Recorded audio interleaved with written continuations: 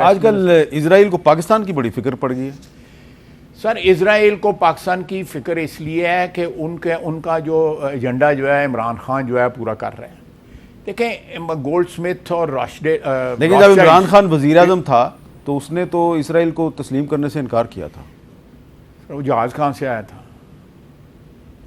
आया था ना, कहाँ से होके आया था जहाज़? ठीक है, आप लोगों ने, सहाफ़ियों ने उसका जहाज़ फ्लाइट नंबर भी छापा था, सारा कुछ छापा था। दूसरा बात है कि वहाँ पे यहूदी की हमायत करने गया था, लंदन में मुसलमान की और पाकिस्तानी की हमायत तो नहीं करने गया था। और गोल्डस्मिथ और रॉथशाइल्ड जो हैं वो बेसिकली इजराइल के मेमार हैं। उन्होंने वे बैक 1886 में जो प्रोटोकॉल था, प्रोटोकॉल ऑफ ज़ियोन जो था, उसको सपोर्ट किया, उसको फाइनेंस किया। फिर सारी जो बकौल उनके जो हिजरत थी फ़लस्तीन की तरफ जो है यूरोपियन ज्यूज़ की, उसको फाइनेंस किया। इनके तमाम इस तरह हैं। ये 3,400 साल से हज़रत मूसा की जो हिजरत थी फ़लस्तीन को मिस्र से, उस वक़्त से लेके आज तक ये इस तरह हैं। इसी वजह से ये सर्वाइव कर गए हैं। हमारे काम जो हैं या हमें तो अल्लाह की गारंटी है, उसकी अंडर राइट किया हुआ है।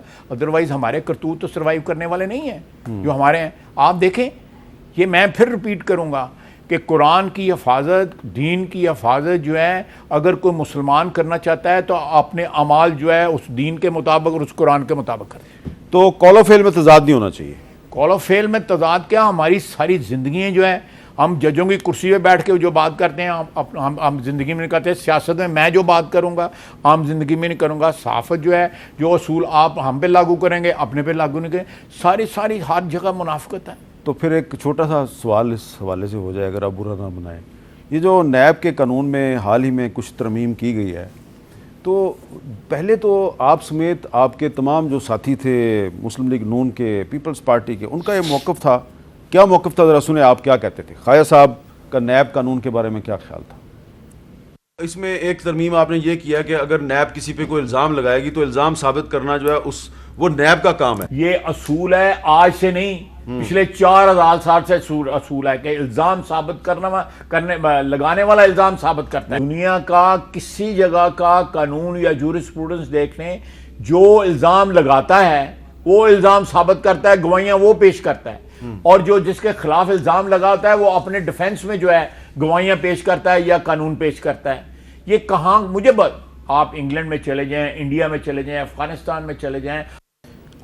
अच्छा, सिर्फ ये ख्वाजा साहब का मौक़िफ़ नहीं है, और भी बहुत से जो हमारे सीनियर सियासतदान हैं वो क्या कहते हैं, ज़रा सुने। मैं ये समझता हूँ कि नैब का कानून एक काला कानून है, एक डिक्टेटर मुशर्रफ का बनाया हुआ कानून है, और ये सिर्फ और सिर्फ सियासतदानों को सजा देने के लिए बनाया था, खास तौर पे मुझे। नैब एक बड़ा करप्ट एक आउटफिट है, करप्ट तरीन इदारा है नैब। या तो नैब चलेगा या फिर इकॉनमी चलेगा, दोनों साथ नहीं चल सकते। नैब एक काला कानून है कि नैब एक डिक्टेटर का बनाया हुआ इदारा है कि नैब और मीशत साथ साथ नहीं चल सकते। नैब एक काला कानून है, एक आमिर ने बनाया था, इसको ख़त्म होना चाहिए था।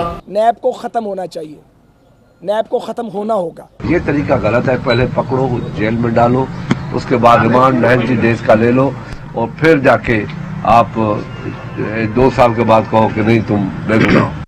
नैब एक काला कानून, डिक्टेटर का बनाया हुआ कानून, और उस कानून को बजाय कि ख़त्म किया जाए, आप उस कानून में ऐसी तब्दीलियां कर रहे हैं कि जिसका नुकसान आपके सियासी मुखालफिन को है और फ़ायदा आपको है। मीर साहब, जो आपने मेरा क्लिप चलाया है, मैं आज भी उस पर खड़ा। तो वो जो तब्दीली की है वो तो कुछ और है। मैं एक्सप्लेन करता हूँ। मैं आज भी बिलीव करता हूँ कि आज से 4,000 साल पहले एक कोड ऑफ हम्मुरबी बना था। बादशाह था इराक़ में, सुमेरियन सिविलाइजेशन का, उसने ये कोड बनाया था और वो एक पत्थर पे उसने जो है ना वो लिखा था, जो आज भी म्यूज़ियम में पेरिस में मौजूद है। हमने उसमें कोई उसका जो स्ट्रक्चर है जो हमने डिल्यूट किया था आज से कोई कुछ अर्सा पहले जो है, उसमें कुछ स्ट्रक्चरल चेंज नहीं आई। उसमें जो है 2-3 चीज़ें उसमें बुनियादी तौर पे हम चेंज नहीं है कि हमने गवाहों को, अगर करप्शन के ख़िलाफ़ कोई गवाह बनता है उसको प्रोटेक्शन दी है। ये सारी दुनिया में मौजूद है, ये यहाँ भी मौजूद है। सुल्तानी गवाह और अप्रूवर वगैरह का लफ्ज़ जो है उस शख्स के लिए इस्तेमाल होता है जो रिलीफ लेके जो है वो गवाही जो है प्रोसिक्यूशन विटनेस बनता है। ये आपको पता है जुल्फ़िकार अली भुट्टो के केस में भी बने थे लोग, याद है ना आपको, वो अब्बास साहब थे जो और कुछ साहब थे जो रिलीफ लेके यूएस से चले गए थे। तो दिस इज़ नथिंग न्यू। एक बात, एक दो और जो है जो चीज़ें जो हैं वो बेसिकली प्रोसीजरल हैं, उसमें हमारे जो मुखालफों को आप कह रहे हैं नुकसान पहुंचेगा, हमें फ़ायदा पहुंचेगा, हमें कोई फ़ायदा नहीं है। मैं 6 महीने मुशर्रफ ने मुझे कैद किया, नैब की इंक्वायरी इंस्टीट्यूट हुई, आप उसके गवाह हैं। मैं जो पहले बंदे नैब के कैदी थे 16 बंदे, हम 16 नवंबर को जो ऑलरेडी कैद थे और उनके ऊपर बना दिया गया, मैं उनमें शामिल था। इस दफ़ा फिर मैंने भुगता, अगेन कोई चार्ज नहीं था मेरे खिलाफ। नहीं, जिस्मानी रिमांड पहले 15 दिन था, अब 30 दिन कर दिया।